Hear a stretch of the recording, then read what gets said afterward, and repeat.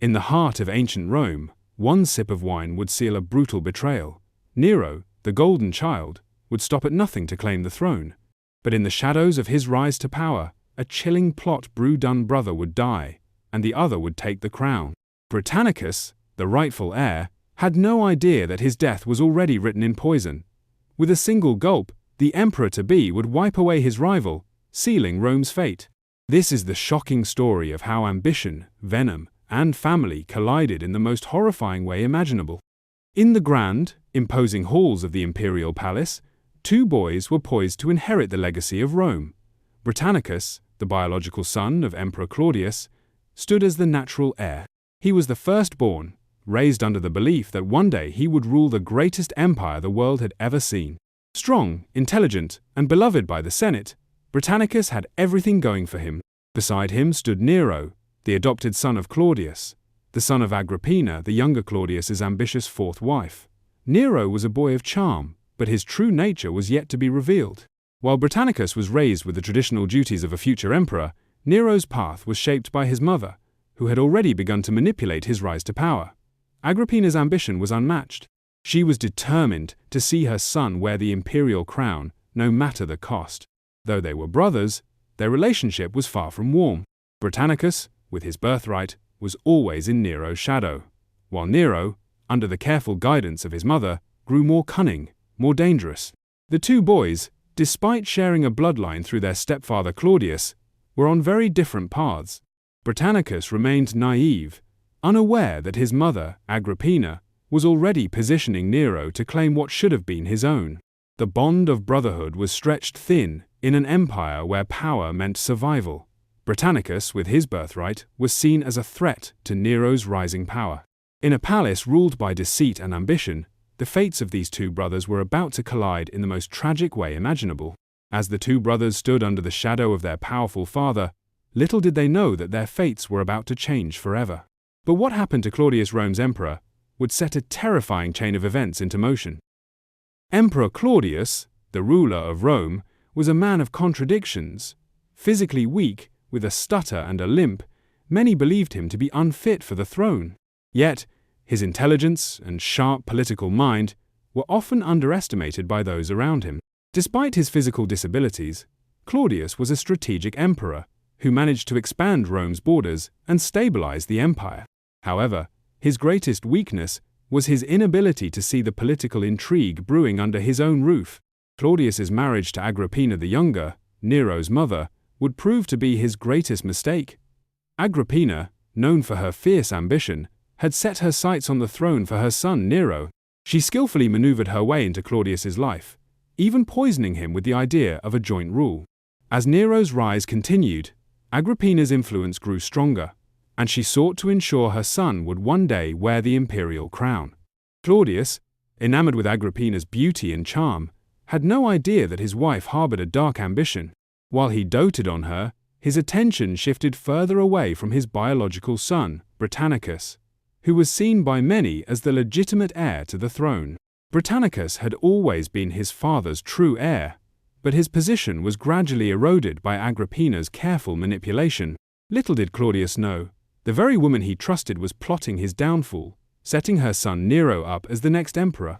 By the time Claudius finally realized the game being played around him, it was too late. His sudden, mysterious death came at the hands of those he trusted most.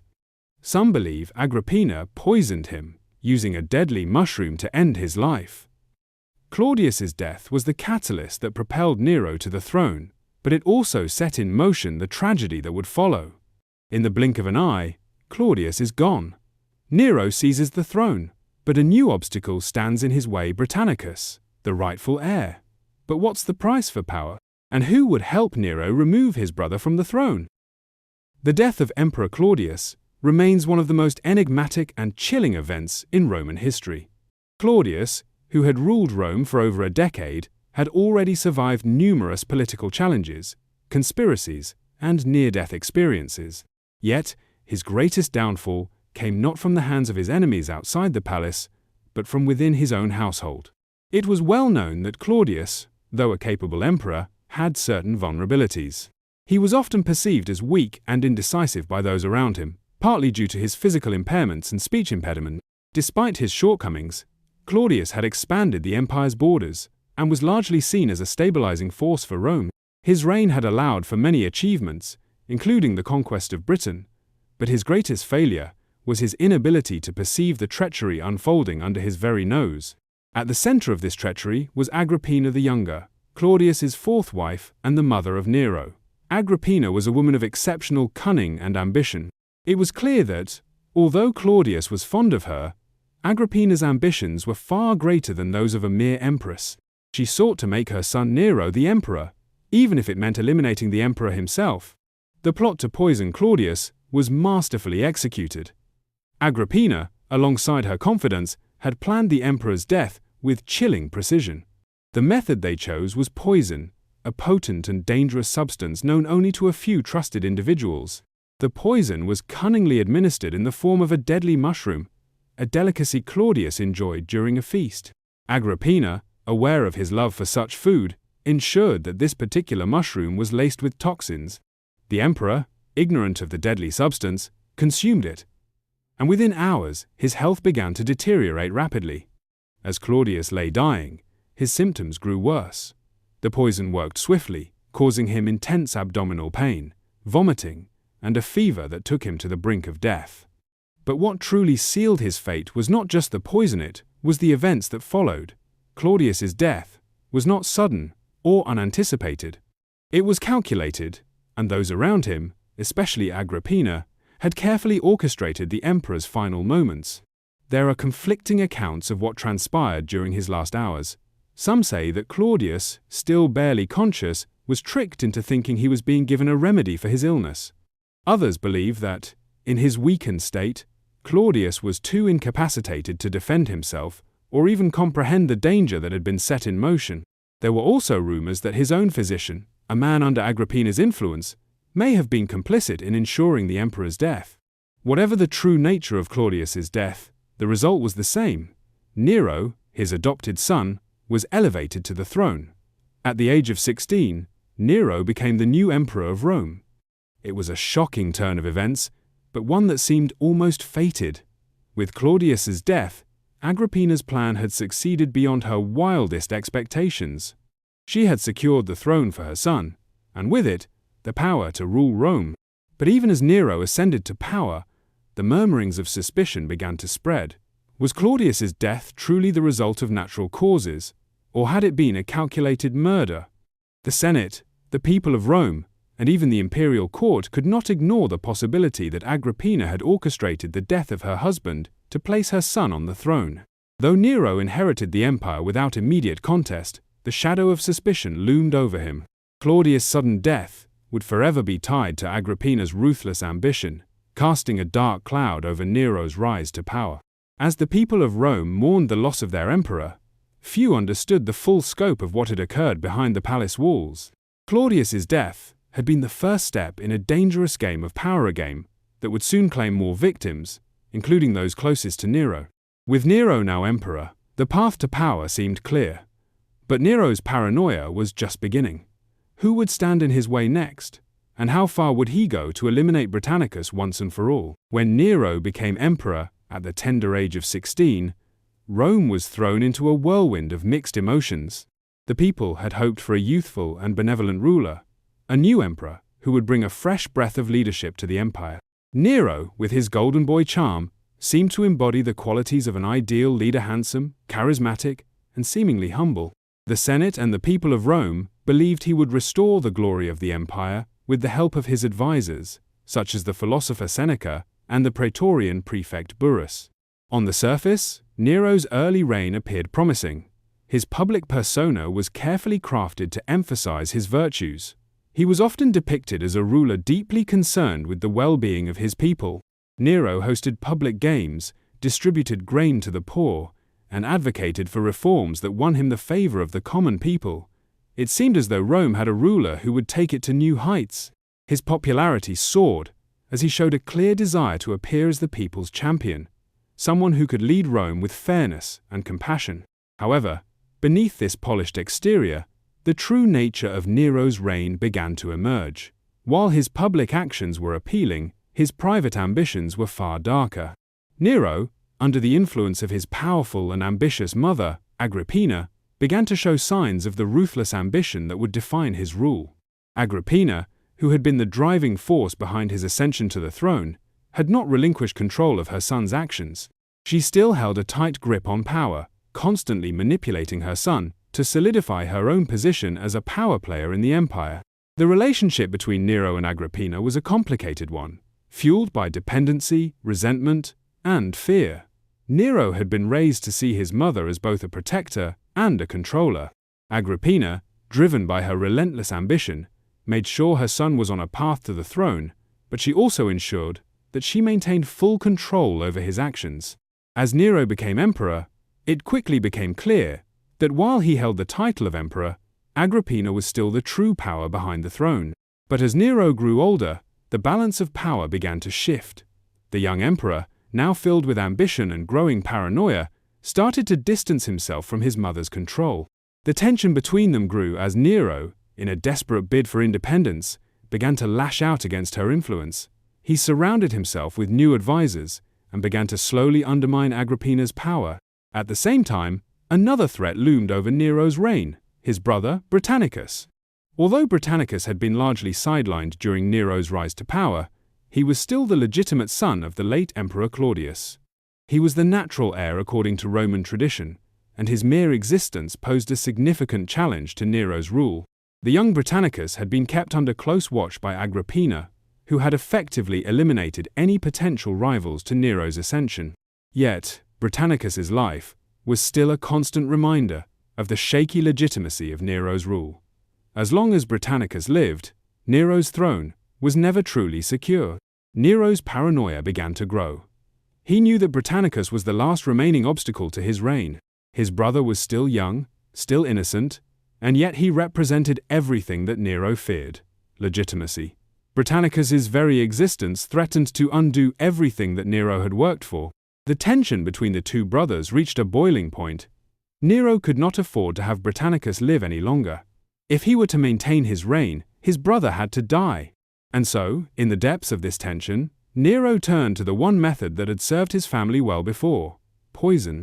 Nero, a master of manipulation, had learned from the people around him how to eliminate threats without raising suspicion. Enter Locusta, a notorious poisoner who had earned a reputation for creating untraceable deadly poisons. Locusta had been used before in high-profile murders, and she was exactly the kind of person Nero needed to eliminate Britannicus without causing any public unrest. The plan was set.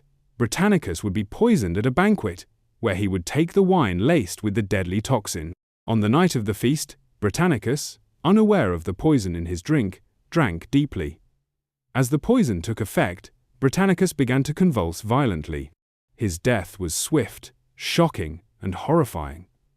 The guests at the banquet were stunned, but Nero remained calm, claiming that it was simply a seizure. The death of his brother was blamed on a natural cause, and the whispers that surrounded it were quickly hushed. With Britannicus dead, Nero's hold on the throne was secure. However, the question lingered: could Nero keep it? Despite securing his reign, Nero's paranoia continued to grow. His ambition had now led him to murder his own brother. The killing of Britannicus was just the beginning of a long, violent path that would come to define his reign. But the true cost of his actions had not yet been revealed. Nero may have won the throne, but could he hold on to it? The tension between him and Britannicus grows, and soon Nero will have to choose: let his brother live or secure his reign forever. Enter Locusta the poisoner who could make it all happen. By the time Nero had fully come into power, his paranoia and desire to secure his reign had taken root in his very soul. The once charming golden boy had been replaced by a ruler driven by fear, ambition, and an insatiable thirst for control.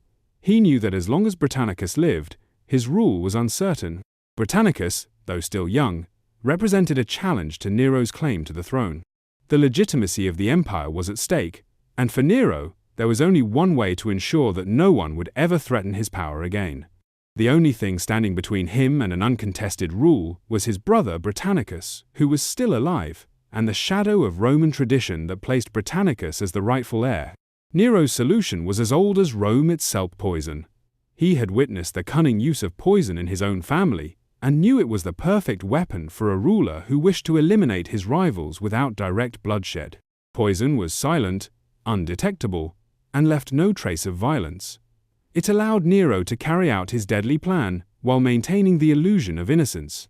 It was a quiet weapon that could be wielded in the shadows of the palace, far from the eyes of the Roman people, yet have immense power over the fate of the empire. To carry out this dark deed, Nero turned to one of the most notorious poisoners in all of Rome, Locusta. Locusta was a woman whose name had become synonymous with death. She had already made a name for herself by crafting deadly poisons for those in power, and her expertise was known far and wide. She had been involved in the murders of several prominent figures, and her services were sought by many who wished to eliminate their enemies without leaving a trace. Nero, well aware of Locusta's reputation, knew that if anyone could carry out this murder without suspicion, it was her. Locusta, whose reputation for creating poisons was unmatched, had already proven herself to be a master of her craft. She could create poisons that acted quickly and silently, poisons that could be disguised as something harmless. She had the perfect formula for eliminating Britannicus without leaving a mark. The poison was a carefully concocted mixture, one that would mimic natural causes, creating the appearance of a sudden illness or seizure. The poison was discreet and deadly, taking effect slowly and rendering Britannicus helpless before he could even understand what was happening to him. Nero's instructions were clear. Britannicus had to die at the banquet. It would be a public event, the perfect place to stage his death, and no one would suspect the true cause of his sudden collapse. Britannicus would be surrounded by friends, family, and powerful guests, all of whom would believe his death was a result of his fragile health. They would never know that the emperor himself had set the stage for this tragedy. Nero ensured that the wine at the banquet would be poisoned, carefully mixed, so that no one else would drink the lethal concoction. The poison was reserved for Britannicus alone. The day of the banquet arrived, and with it, the final act in a ruthless scheme that would change the course of Roman history. The banquet was lavish, filled with sumptuous food and wine, and the atmosphere was light and celebratory. But beneath the surface, a dark plan was set in motion. As Britannicus sat at the banquet table, oblivious to the danger lurking in his cup, Nero watched from across the room, the weight of his decision hanging over him. He knew that this moment would define his reign, and once it was over, there would be no turning back. As the guests enjoyed the feast, Nero quietly observed. The moment came when Britannicus, trusting and unaware, took a drink from the poisoned goblet. Almost immediately, Britannicus began to feel the effects. His body jerked uncontrollably, his face contorted in pain, and his eyes widened in terror as the poison began to take hold. His convulsions were violent, and panic spread through the room. Guests looked on in horror, unable to understand what was happening. Nero, ever calm, did nothing. He remained composed, offering a cold explanation that Britannicus had suffered an epileptic seizure, a convenient and plausible excuse. But deep inside, Nero was reveling in the success of his plan, the death of his brother sealing his reign. Britannicus's death was swift, but it was not without consequence. The poison had done its work, but the aftermath of his death would haunt Rome for years to come. The questions that followed: was it murder? Was Nero behind it? Lingered in the minds of the Roman people. Even as Nero continued his reign, the legacy of his brother's death cast a shadow over his rule. The emperor's reputation began to shift, and Rome would forever remember the night that Britannicus, the rightful heir, was poisoned in cold blood. The stage was set. The poison had been prepared.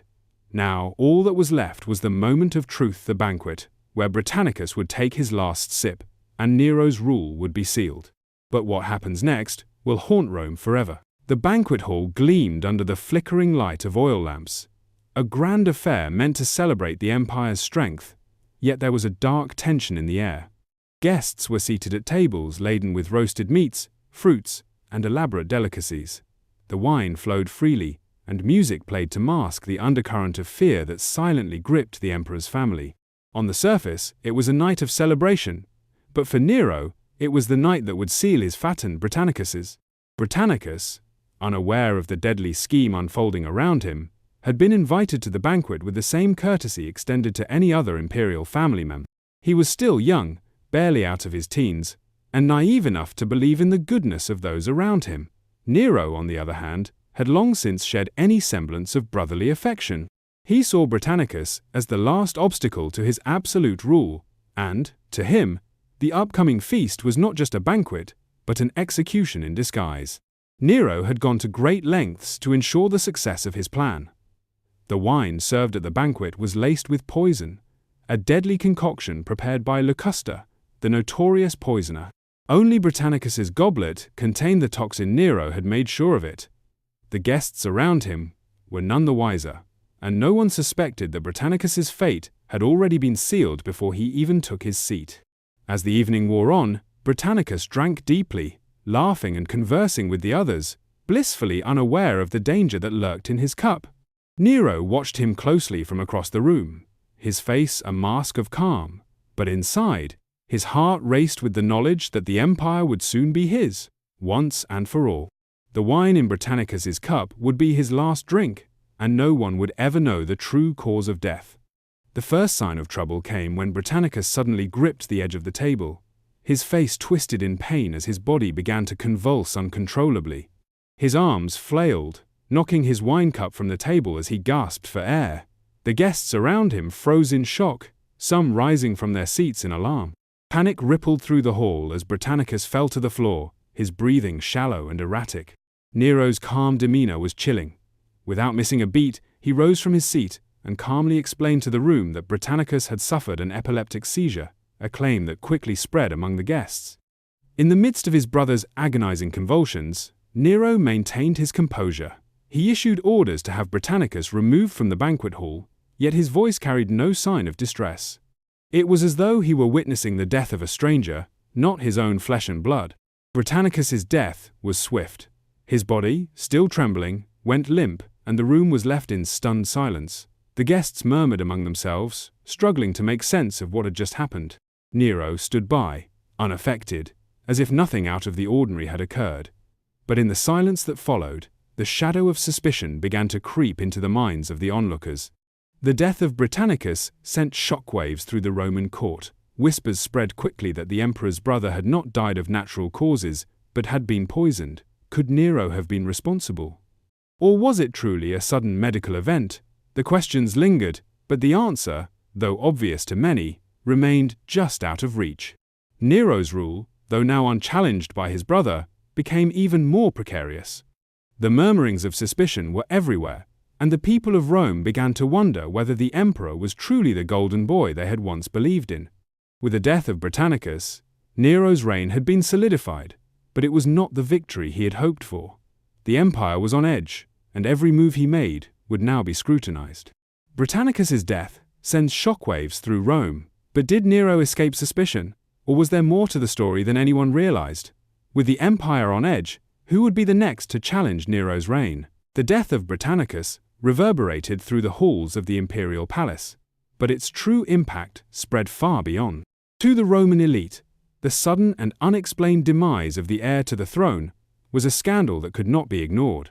Nero had emerged as the undisputed emperor, but the whispers that followed the banquet were loud and damning. There were murmurs in the Senate, in the streets, and in the chambers of the palace that Britannicus had not died of a seizure, as Nero had claimed, but at the hands of his brother. Yet, the empire had no answers, only suspicions and rumors. For many, the death of Britannicus was too convenient to be an accident. Although Nero's public demeanor remained calm and composed, behind closed doors, his paranoia grew with each passing day. The very thing he had sought to eliminate his brother's existence now left a void that only deepened his insecurity. His reign, though seemingly solidified, had been stained with the suspicion of murder, and Nero knew that this shadow would follow him for the rest of his rule. The Senate, too, could not ignore the implications. While many had once supported Nero's rise, some senators now began to question whether they had made the right choice in backing the young emperor. It was one thing to support a promising young ruler, but it was another to witness the ruthless, cold-blooded actions that had propelled him to power. Behind closed doors, some senators began to discuss the possibility of rebellion, though the fear of Nero's retribution kept them from acting. Agrippina, Nero's mother, was the most influential figure in the palace at the time, but her relationship with her son had begun to deteriorate. While she had been instrumental in securing Nero's position on the throne, she had now become a target in his eyes. Nero resented her hold over him, and as his paranoia deepened, he began to see her as the next obstacle to his absolute power. Though Agrippina had been the mastermind behind his ascent, Nero's need for control pushed him further away from her. The tensions between mother and son would soon reach a breaking point. In the streets of Rome, the people began to take notice. The public, who had once seen Nero as a beloved figure, now watched him with suspicion. The death of Britannicus had not been a private tragedy. It was a public event, witnessed by the aristocracy, and whispered about among the common folk. The idea that an emperor could murder his own brother to secure his rule was a shocking thought, even in a time when political murders were not uncommon. But the manner in which it was carried out, the calm detachment with which Nero handled his brother's death, left the people uneasy. Despite this, Nero's reign continued, his rule seemingly unchallenged. His actions, however, revealed a growing cruelty and a thirst for absolute power. The fear that followed Britannicus's death was just the beginning. As the empire turned its eyes on Nero, it became clear that his ascent to power had come at a steep cost, not only in blood, but in trust. Nero's ability to maintain control would soon be tested by the very paranoia that had driven him to murder his own brother. The empire was on edge, and no one knew who would be next to fall under Nero's rule.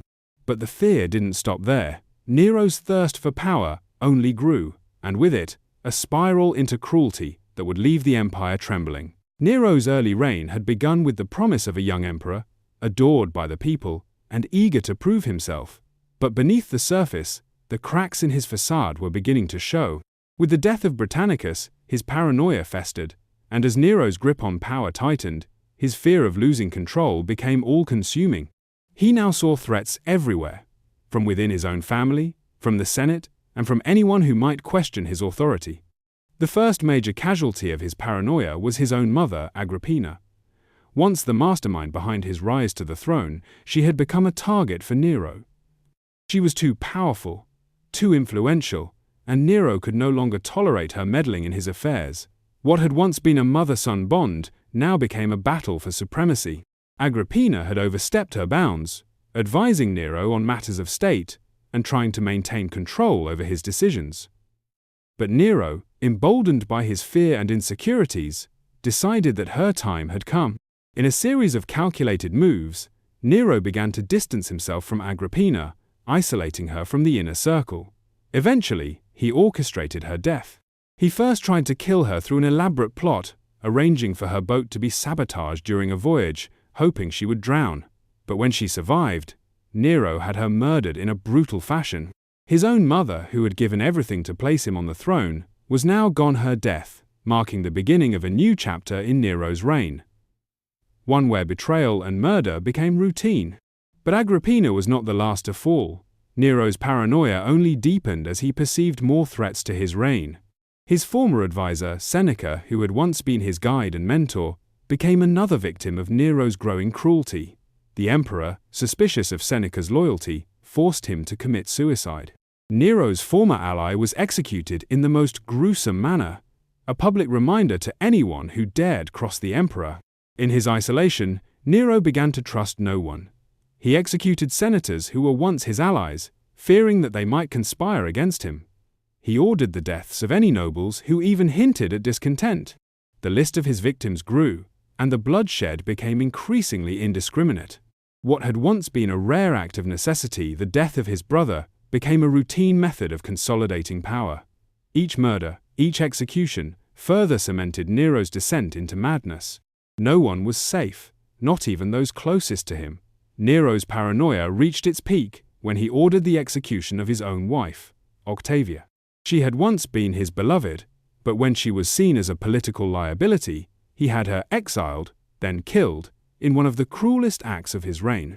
Nero's reign, once seen as full of potential, had devolved into a blood-soaked nightmare. The empire was unraveling, plagued by unrest and fear. Nero's brutal actions had shattered any semblance of order or peace within the empire. He was surrounded by sycophants, men who had learned to serve him out of fear, not loyalty. His paranoia had stripped away any sense of moral compass, and with each life he took, he tightened his grip on power.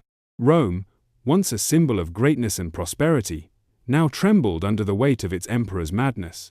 As his reign descended into madness, the cost of Nero's actions became clear. Rome itself was on the brink of collapse. How long could Nero continue down this path before it would destroy him, and how would history remember his bloody reign? As Nero's reign spiraled into chaos, the empire he inherited from his predecessors became unrecognizable. The once glorious Roman Empire, built on centuries of order, discipline, and military triumph, was now teetering on the edge of ruin. At the heart of this collapse was the bloodshed and terror that defined Nero's rule. His obsession with consolidating power, fueled by paranoia and an unquenchable thirst for control, turned Rome into a land of fear, where no one, not even the closest family members, were safe from his cruelty. Nero's thirst for power came at a steep price, and that price was paid in blood. His early violent acts set the tone for the rest of his rule. The murder of his brother, Britannicus, was only the beginning of a series of calculated killings that would stain his hands and destroy any trust the people or the Senate had in their emperor. The deaths of family members, most notably his mother, Agrippina, and his first wife, Octavia, were carried out with a chilling coldness. Nero's actions tore apart the very fabric of Roman society. As families were destroyed, alliances shattered, and fear became the currency by which all men in Rome traded. But Nero's cruelty was not confined to his family. His rule saw widespread persecution of those who could challenge him, both within his court and beyond. Senators, military leaders, and even those who had once been loyal to him were targeted and eliminated with terrifying efficiency. His paranoia grew, and with it, his capacity for cruelty. Men like Seneca, once his advisor and mentor, were forced into suicide. Entire factions of Rome were cleansed in the name of preserving his power. The true cost of Nero's bloodthirst was not merely in the lives he took, but in the lasting damage it inflicted on the Roman Empire. Under his rule, Rome's political system collapsed into disarray. The Senate, once a body of respected men who advised the emperor, became a puppet institution, manipulated by Nero's whims. Corruption flourished, and Rome's elites lived in constant fear, their loyalty to the emperor bought only with blood and submission. Those who dared question Nero, or even suggest an alternative course, were ruthlessly silenced. Perhaps the most tragic part of Nero's legacy was the way in which his reign poisoned the spirit of Rome. Once a republic that prided itself on its principles of justice, Roman society became defined by oppression and violence under Nero. The public, who once adored him, turned against him as the horrors of his reign became undeniable. His focus on lavish spectacles, such as the infamous gladiatorial games and public executions, served as distractions from the chaos he had created. But no matter how much Nero tried to gild his reign with pageantry, the cost of his actions was impossible to hide. The impact of Nero's rule was not just felt during his reign, but would echo through Roman history for generations. In the wake of his bloody reign, Rome would be left with a fractured political system and a fractured people. While Nero tried to project an image of power, in truth, he had only sown the seeds of his own destruction. His cruelty, his obsession with control, and his betrayal of the very people who had once supported him would lead to his eventual downfall. Though Nero's reign would eventually come to an end, his actions would leave an indelible mark on Rome. The empire would never fully recover from the trauma of his blood-soaked rule. And yet, perhaps the most haunting question of all remained. As Nero looked upon his empire in its final days, did he ever think of Britannicus, the brother he had murdered, and wonder if his ghost was haunting him? Did the blood of his family, and the countless others he had condemned to death, weigh heavily on his conscience? Or did he, as he had done with every other death he orchestrated, dismiss it as nothing more than a stepping stone to power? Though Nero's reign would eventually come to an end, his actions would leave an indelible mark on Rome. But even in his death, one question remains. Did Britannicus, the brother he murdered, haunt the emperor in his final days? Nero's reign ended in disgrace, his empire in ruins. As his life and rule spiraled into madness, so too did his legacy. When Nero died in 68 AD, he left behind a Rome fractured by his cruelty and bloodshed. Yet, as history looked back on his reign, one shadow would forever haunt him: the ghost of Britannicus. Britannicus, the brother Nero had murdered to secure his throne, was the true heir of Emperor Claudius, a prince who had once been beloved by Rome. His death, executed so callously at the hands of his brother, would remain one of the most haunting and tragic chapters of Nero's rule. While the empire continued to suffer from Nero's excesses and atrocities, the legacy of Britannicus, once erased from the annals of histories, was slowly resurrected by the very events that had led to his untimely demise. Britannicus had lived in the shadow of his more ambitious and calculating brother. Nero had taken everything from him: the throne, the future, and ultimately, his life. The murder of Britannicus was not only a brutal act of fratricide, but also an act of political erasure, designed to clear the path for Nero's uncontested reign. But in doing so, Nero had unknowingly created a martyr for the empire, a figure whose death would speak to the cruelty and fear that had come to define his reign. For years, the death of Britannicus was overshadowed by Nero's growing tyranny. The emperor's brutal actions, his murder of Agrippina, his lavish spending on the Colosseum, and his persecution of Christians overshadowed the death of his brother. But with the collapse of Nero's empire came the inevitable reckoning with his legacy. Once he was gone, the empire began to take a hard look at the cost of his reign, and in doing so, the memory of Britannicus began to resurface. Roman historians such as Tacitus and Suetonius were some of the first to revisit Britannicus's tragic end, piecing together the events that had led to his death. The more the empire learned of Nero's actions, the more Britannicus's ghost seemed to loom large over the emperor's rule. The once shining promise of a just and prosperous reign was now tarnished by the brutal murder of a brother, whose only crime was being in the way of Nero's unquenchable thirst for power. Britannicus's memory continued to be resurrected over the years by Roman intellectuals, writers, and even members of the Senate. His death became a symbol of innocence lost, a reminder of the dangers of unchecked ambition. His tragic fate served as a moral lesson about the cost of fratricide and tyranny, a cautionary tale for any who sought power at the expense of their family and the empire. Britannicus, though dead, had a legacy that would never be fully erased.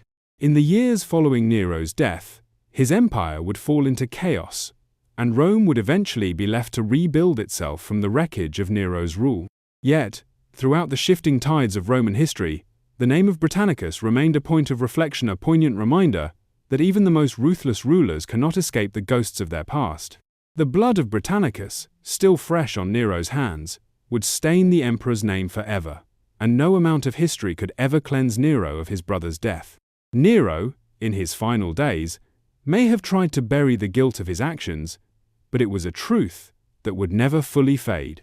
The empire, the people, and history itself would remember the brother he killed, the rightful heir to the throne, and, in doing so, the haunting figure of Britannicus would never truly leave the emperor's soul.